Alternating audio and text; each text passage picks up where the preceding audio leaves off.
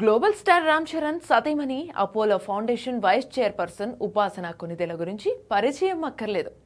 ఇప్పుడు ఆమె ఒక తల్లి, వ్యాపారవేత్త, సామాజిక కార్యకర్తగా సమాజానికి ప్రేరణగా నిలుస్తున్నారు. సోషల్ మీడియాలోనూ చాలా యాక్టివ్గా ఉండే ఉపాసన తరచూ విలువైన ఆలోచనలను పంచుకుంటూ అందరికీ స్ఫూర్తినిస్తున్నది. తాజాగా సోషల్ మీడియాలో షేర్ చేసిన భావోద్వేగపు పోస్ట్ ప్రస్తుతం చర్చనీయాంశమైంది. ఉపాసన తనను ప్రత్యేకమైన వ్యక్తిగా నిలబెట్టిన దానికి కారణం వారసత్వం గాని, వివాహ బంధం గాని కాదు, కానీ తాను ఎదుర్కొన్న ఒత్తిళ్లు, బాధలను అధిగమించే శక్తి అని చెప్పుకొచ్చారు. ఆమె మాటల్లో, నేను ఎవరి దయ వల్ల ఎదగలేదు, ఎన్నిసార్లు పడిపోయినా మళ్ళీ లేచి ముందుకు వచ్చాను, నా మీద నాకే నమ్మకం అని చెప్పిన ఉపాసన జీవితంలో ఆత్మగౌరవం ఎంత ముఖ్యమో వివరించారు. అసలైన బలం ఆత్మగౌరవంలో ఉంటుంది. అది డబ్బు, హోదా, ఫేమ్లలో ఉండదు. అహంకారం గుర్తింపుని కోరుకుంటుంది, కానీ ఆత్మగౌరవం ఎలాంటి శబ్దం రాకుండా గుర్తింపును సంపాదిస్తుంది అని అన్నారు.